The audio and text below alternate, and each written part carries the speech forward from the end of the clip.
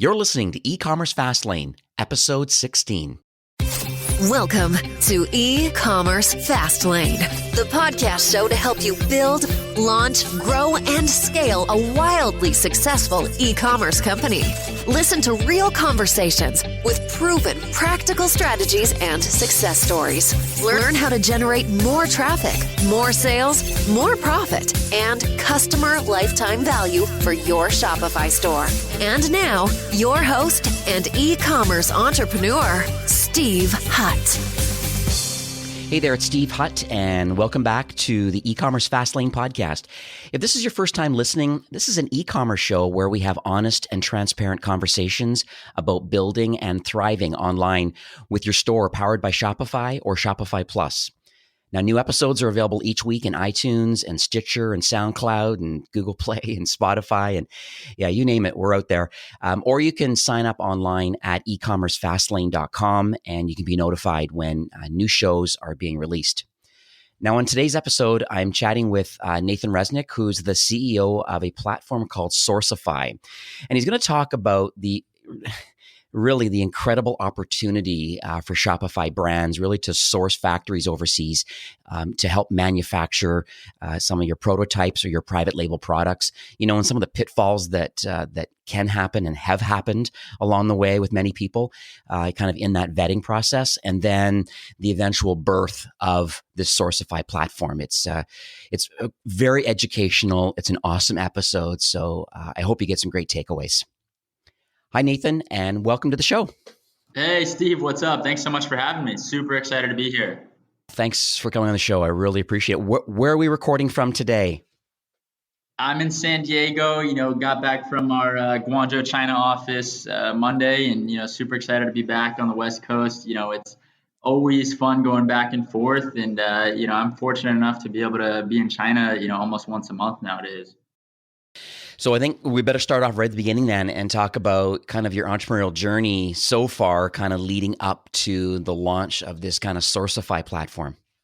Definitely, yes. Super excited to dive in. I mean, it's kind of funny for me as I look back on my entrepreneurial journey. It's really been a continuous amount of steps, just, up and to the right. And so really my background actually stems in China. So I started studying Mandarin my freshman year of high school. And really, I think the reason why I started studying Mandarin was because I wanted to do something different than my older sister. She was studying Spanish, and I said, hey, I've got to be different. So I started studying Mandarin Chinese. And, like any language, I think if you really want to take it to the next level, you've got to live in a country that speaks that language. And so my junior year of high school ended up taking up the opportunity to live with a host family that didn't speak English in China and attend a local Chinese high school. So I was one of 48 foreign exchange students to fully immerse during my junior year of high school in China. And it was incredible. I mean, not only being able to, go to a local school and build a great network of friends and community across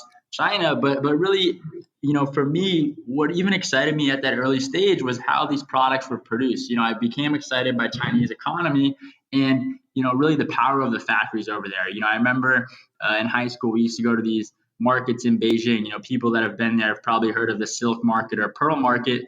And back then, about 10 years ago, you used to be able to go there and they'd have knockoff Beats by Dr. Dre headphones or all these knockoff products. But I mean, man, I swear we tested the quality, and a lot of times these products could have been run off from factories. And by that, I mean a factory that's actually producing for these brands might have overproduced and resold them on these secondary markets. So to completely be transparent here, my first and hottest selling product in high school was those Beats by Dr. Dre headphones. So we'd go to these markets, buy them for, $30, $40, and then resell them on eBay and Amazon for $200-$300. And it was a pretty good business. And we were making a few $1,000s a month in high school, and soon realized, as I got to college that, hey, if I really want to grow an e-commerce company, I've got to go out and create my own brand and create my own product. And so with my experience in China, this then transitioned to me inventing the first leather watch strap without holes. It worked like a zip tie, like those belt buckles. And we actually grew that to a 6-figure Shopify store in the first year. And it was an incredible experience, being able to grow a brand and really create something new where you can actually, scale up through, brand retention, and the gross margins going, D2C are amazing. And so from there, realized that I was always more excited by the supply chain side of the business. And as that grew, other people and companies began to ask me, Nathan, how do you produce products effectively overseas? And so realized that there was this huge gap in the market where 90% of companies out there, whether they be big or small, are managing production over email and Excel. I mean, literally, a company's supply chain a lot of times is like the Stone Age. And so ended up starting Sourcify about a year and a half ago. And we've become the fastest growing B2B manufacturing platform that helps hundreds of different companies produce products all across Asia. Wow, it's pretty impressive. It's a nice run, and it sounds like when you say you're going up and to the right, I can tell by your energy level that that's exactly what's happening, and I guess that's reasons why you're on the podcast today here, because we have a lot to get into. We talk about supply chain because I think that's one of the big, scary topics that a lot of people have when you're saying that using Excel and you're going through email and trying to pick the right partner and factory, and then there's language barriers and there's time zone issues, and there's a lot of things going on. So can you share with us maybe what makes a strong kind of supply chain like for an e-commerce company as far as you can see it today? Yeah, I mean, 100%. And I think really the starting point there, I think the audience listening in is going to be a diverse group of some people that are, maybe already scaled up a company and looking to extend their product line, or entrepreneurs that are just getting started. And I would bet that most companies out there right now, they're probably using open marketplaces like Alibaba or global sources to find a factory. And really the problem there is that, you don't know who's who. And about 70% of those companies on these marketplaces are trading companies and wholesalers. And, at the end of the day, you as a company really want to be producing directly with a factory. And a lot of times that's very hard to sort out. And so to, number one, have a very strong supply chain, you want to go direct to factory. And really at the end of the day, this is your process. If you go to find a factory on these open marketplaces, you search for a keyword of a factory that you think is going to be producing your product. Let's say you're trying to produce watches. You search watches. There's hundreds of thousands of results there on Alibaba, and you're sending a message maybe to 30 or so companies and judging the response time. Trying to do some Google search and really figure out who they are. And at the end of the day, you'll see the response times. Maybe cut it down to 10 or 5 different factories that might be a fit, and then try to see what the sample costs are and what your unit costs are going to be. And so it takes, a lot of times even just a few weeks to figure out what factory you want to work with. And really that's the first step.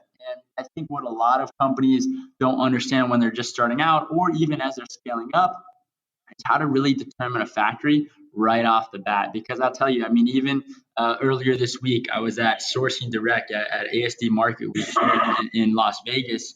And really, it was this crazy balance where you go into these booths at these trade shows, and you have factories there that have products that are across categories. And when I go into a booth, or when I'm on a factory website, if you see that a factory can produce products that stem from a different raw material, chances are they're either just a trading company, or they're only going to focus in on that one product category. Every factory needs to focus in on a certain raw material. And a lot of times that's going to be your deciding factor to figuring out, what this factory usually produces. So I think that's really the first step to understanding, what makes a strong supply chain, is really figuring out, okay, am I working with a factory? Am I working with a wholesaler? And, there are benefits to having agents. Through Sourcify, you actually work directly with factories just through our software.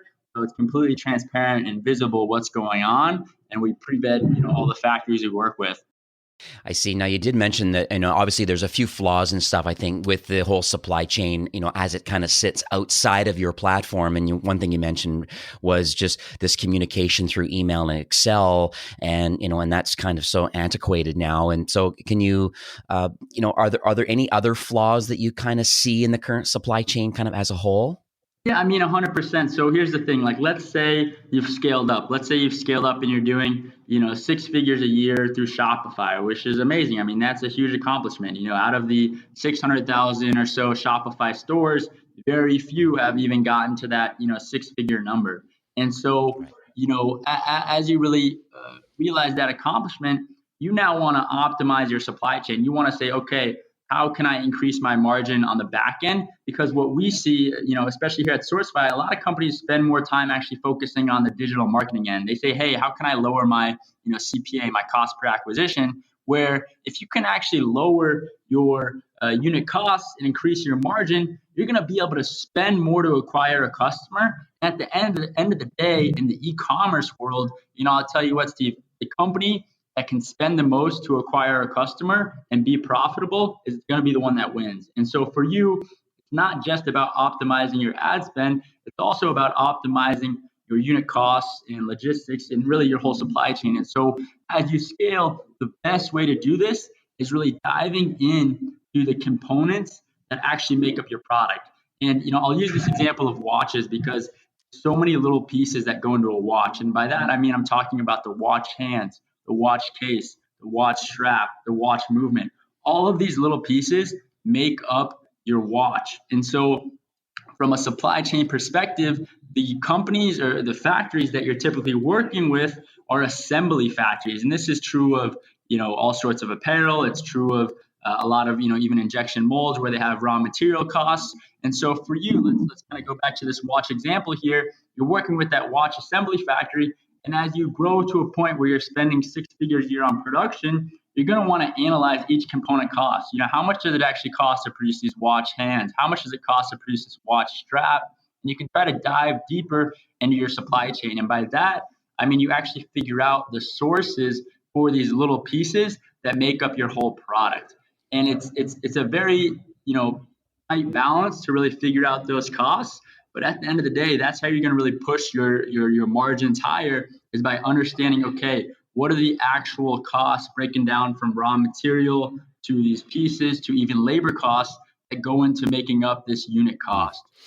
And so what's your take on the whole kind of shipping and freight forwarding kind of, is that more of a commodity this day and age now, or is there kind of margin savings that can happen in that area?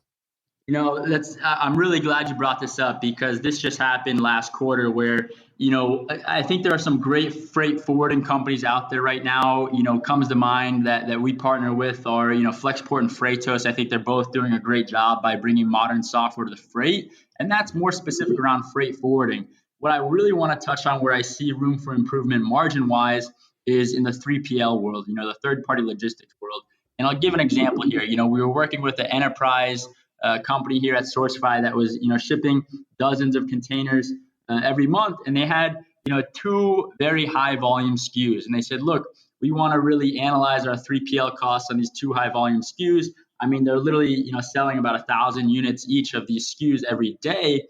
And so we went around, we shopped around these 3PLs for them and said, look, these are the two SKUs, these are the specs that you need to quote, these are the volumes that we're looking to ship at. And we sent out, basically a request for quote to about a dozen 3PLs.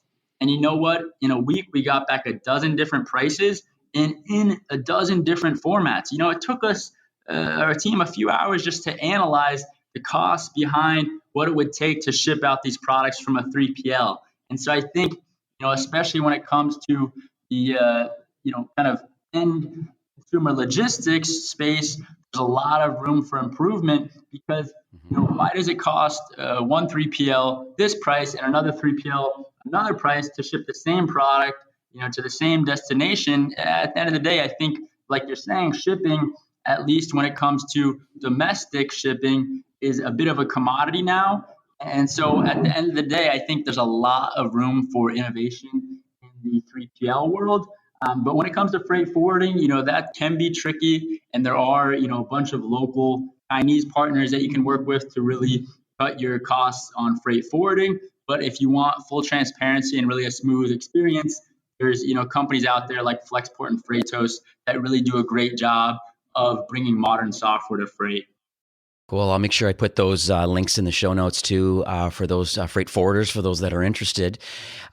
So another question I had for you is about kind of the future of e-commerce, because it seems that people that have come up with a great idea and they've considered a prototype, and then if they use your platform and they help source a factory and they get some samples and get things going, like that seems to be a great way to go down than maybe this kind of drop ship kind of idea, which will likely, I know we talked offline about that, but it's very interesting to me that the market, I think the future really is in private label and coming up with your own concept versus maybe just selling other people's stuff. I find a lot of affiliates, and I find a lot of people that maybe don't have an original product out there or a range of products and not building a brand per se. They're more reselling other people's things.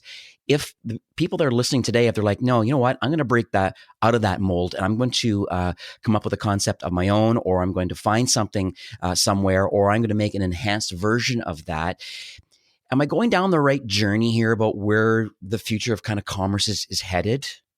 Yeah, I mean, this is a great question, and I'll kind of try to break it up into two. Number one is more towards the future of e-commerce, and number two is towards drop shipping. And I'll start with drop shipping because, I don't want to, hate on drop shipping at all. I think it's a very good way to get started in e-commerce. And really the reason being is you don't have to put money into inventory. The problem is, number one, the customer experience, to be frank, it usually sucks. If you're drop shipping products out of China or wherever, the shipping times to get from when a customer purchases a product on your Shopify store to when it arrives at their door is too long. And really, a lot of times there's so many defects in those products that it creates very little sustainability in terms of, you see a lot of people in the drop shipping world kind of having these churn and burn type of businesses.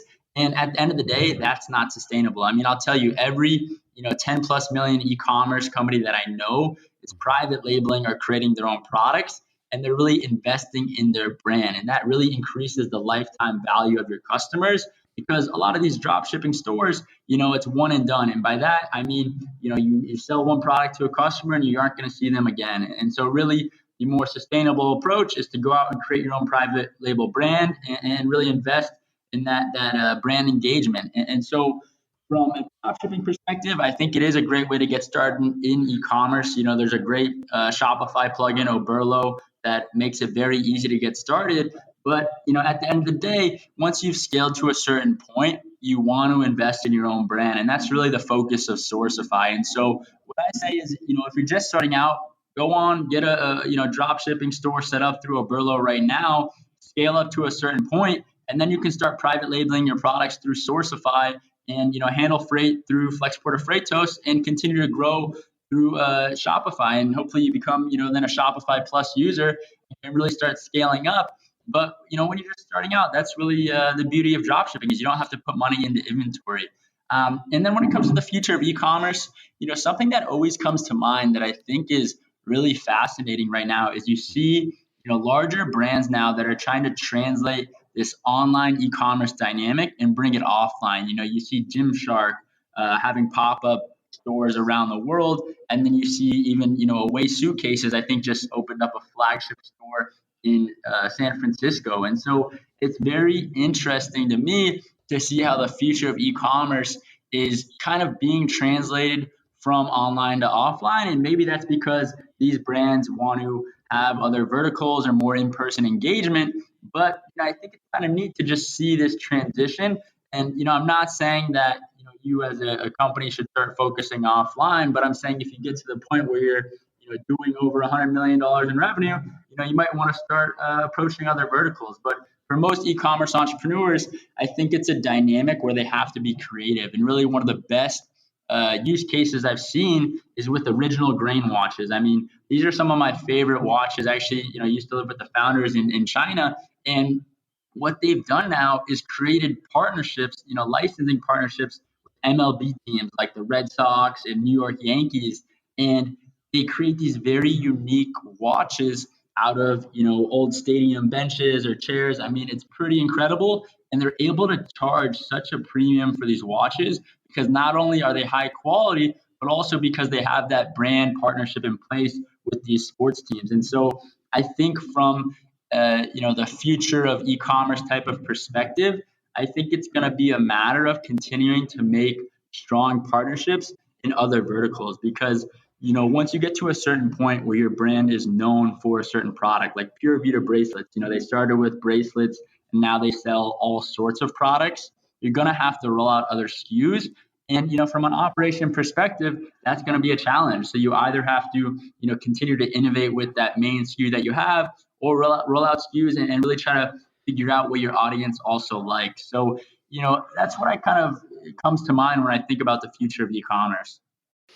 It's funny you mentioned that too, because when I think of, like, for example, Movement watches is one example where, they have a great watch. They blew up. They're huge on Instagram and, they decided to branch out into eyewear, and that also blew up for them too, because, it was perfect for their target audience. If they already sold you a watch, it was very simple to say, to start marketing them to their eyewear brand. And so that's been quite helpful. And I totally agree with you about the other brands and kind of having how they've allowed themselves to expand out into other areas. One thing I will also agree with you on too, I made a note here, was that retail pop-up shops and kind of what Gymshark is doing with kind of in real life experiences and stuff. It's very interesting to me, and that's what Shopify I really feel is doubling down on. The fact that I've just heard as of late that now the bricks and mortar kind of a retail package for the POS system is now included for most of the Shopify instances now, instead of having to pay an extra $50 to have access to a POS device and be able to sell in real life at different events and pop-ups and different things. So I can see, and I also read somewhere recently too that I think it's 8 out of 10 transactions are still done in person in retail. So we always talk about this, e-commerce and just how massive it is. And you're right, it is massive and it's continuing to grow. There's no doubt. But, if 8 out of 10 transactions are still done in a physical store or through a pop-up, there still is that opportunity out there that, who's ever listening today, if you're, you might be struggling or you're at a certain level right now, have you ever thought of getting involved with a pop-up shop? There's a great way of connecting with your Shopify store, with a POS system, and there's with the ways through social media to kind of and through Launchpad, you can launch a different theme and have a limited quantity available at a certain price. And there's some really fun things that are really out there. So I'm really glad that you brought up those points.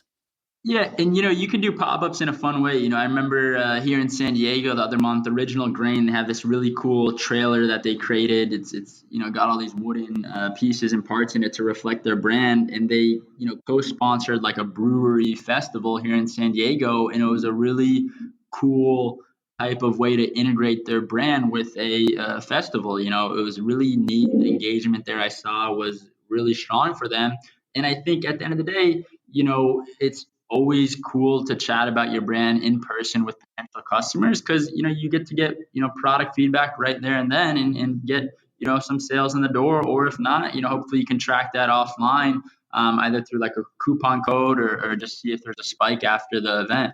Yeah, I'll make sure I'm just thinking about it now, is Gymshark with Shopify produced a really good documentary on that I know it's on Shopify.com, but I'll put it in the show notes. It's an amazing video that we created, just talking about the hype of kind of what happened with this kind of literally a pure play e-commerce company, and just the raving fans, and then having a real life pop up. It was phenomenal, the amount of people that showed up, and it's really inspiring about kind of where the future is headed, that people still like to be with other people and be in real life, and it doesn't have to always be purchased online. And it's so interesting how Original Grain did that too with it's just so many creative ways of engaging your audience, however that be in real life or online. Yeah, and I would say too, if you're gonna kind of try to translate the online of what you do at Shopify to an offline event, make it unique, make it creative, and really try to make sure it fits your brand. I think that's a key right there. You can't just go start selling your products on the street. You want to either take part in maybe a bigger show or festival, or find a way to create an innovative type of pop-up space. So you've been quite successful, obviously, in the past, starting in college and kind of doing your thing with the watch strap, and then you know what success looks like now that you've built this platform. You get access to and communicate with the factories and merchants, and so what kind of opportunities do you see for growth today for an e-commerce brand? Yeah, I mean, that's a great question. I think really when it comes to growth for an e-commerce brand, it depends what stage you're at. I would say, if you're kind of in that startup-ish type of stage, you're going to want to do more, cross collaborations with brands via giveaways on social media. I mean, I think that's still a pretty hot way to gain engagement. And I think also, in today's world, we give so much credit to these, big influencers, Kylie Cosmetics, Kylie Jenner just had a really cool article come out about her on Forbes about her becoming, potentially the youngest female billionaire, which is incredible. But, at the end of the day, if you look at how that brand has grown, a lot of it's been through her influence, which is out of this world. And so I think at the end of the day, for a brand that's growing, it might not make sense to work with that big of an influencer per se, but what will make sense is potentially working with more micro or mid-sized influencers that you can still have a lot of engagement with. Because if you look at the numbers when it comes to engagement with influencers, as they have bigger followers, the engagement rate typically doesn't scale up with the amount of followers. It's on a sliding scale that actually decreases. So like, let's say you have, I think it's like 1,000 to 10,000 followers. A lot of time the engagement rate on Instagram is like 8%. But once you get to over 100,000 or 500,000 followers, I think it drops to around 2 or to 5%. And so it's this interesting dynamic where I think a lot of brands get very excited to work with very influential, very, kind of celebrity oriented people, which is awesome. If you can ink one of those influencer deals, that's great. But at the end of the day, I think there's still a lot of room for growth when it comes to these micro influencers. And it's not something to overlook. If you can create a very strong relationship with hundreds of thousands of ambassadors around the world, I guarantee you're going to have success with your brand. Yeah, I'm glad you mentioned the micro influencer. I recently interviewed a couple founders of a couple platforms that I've been recommending to a lot of my merchants, and one is Gatsby.ai, another one's called Woolly.com, and it's so interesting where they have a different flip on it, where they are choosing to look at their customers and then filter the social footprint of their customers or potential customers, and then from there choose how to outreach to them. So if someone was to buy something, and then inside the, let's say example, the Woolly platform, inside there you'll be able to set up certain filters and alerts and potential email outreach to say, hey, we're right in the middle of a Instagram campaign right now, and they've just made a purchase from me today, and so and they're in my sweet spot of like more than 5,000 followers, and they bought my product. That's very interesting. I don't have to sell them on the concept or pay them money directly to promote my product. So that's what kind of Woolly does. And then on the other side, the Gatsby.ai side, they're, instead of me giving a 10% off in exchange for an email address and kind of going down that typical kind of exit intent kind of way of doing business that a lot of brands are doing, they have a unique way of just kind of, follow us on social media to get your discount or to get some kind of promotion. And then from there, then the outreach starts at that point. So it's quite interesting. So I'm glad you brought up the micro influencer. It's a massively hot topic that's been discussed everywhere that I travel with my merchants and stuff. Yeah, I agree. Anything else that's kind of top of mind for growth? Yeah, I mean, I think one of the things that's been top of mind, here at Sourcify that a lot of our users are bringing up is the China tariffs. And, you've seen a lot of hype in the news about this recently. And, at the end of the day, right now, it's not really directly affecting a lot of e-commerce entrepreneurs. It's more in like industrial or aerospace or agriculture type of products. And the HTS codes that are being affected. But, at the end of the day, it's something to keep in mind. And there are talks about these new tariffs coming up that could potentially directly affect a lot of e-commerce entrepreneurs. I know shoes, for example, like about 70% of the world's shoes are produced in China right now, and they're thinking about putting tariffs on shoes. And so a lot of these shoe companies now are really scrambling to diversify their supply chain. But the problem is, a lot of these great shoe facilities in Vietnam or India are already taken up by bigger brands. And so it's a bit of a scramble for these mid-sized companies to really find other sources. But at the end of the day, I think really when it comes to these tariffs right now, that 25% increase that our American administration put on these imports, it's kind of crazy because it hurts both us Americans as consumers and also these Chinese factories, because the cost, the increased cost has to translate somewhere. And really what we're seeing here at Sourcify is that it's being kind of divided up where, factories understand that these companies just can't pay 25% more to import their products. And so they're trying to, lower their costs as well. And then these companies here in America are seeing, okay, well, can we, charge more for the products that we are selling? And, at the end of the day, from, an overall economical standpoint, if these increased costs mean that, American consumers aren't purchasing as much, it basically means that, these companies aren't going to have as many customers, and could really, hurt the global economy and send some companies out of business. So it's something to, really keep an eye on. And I would always suggest to diversify your supply chain. At scale, you never want to be single sourced. At Sourcify, we run production runs across India, the Philippines, Vietnam, Thailand, China, and Mexico. And, we're always happy to help diversify a supply chain.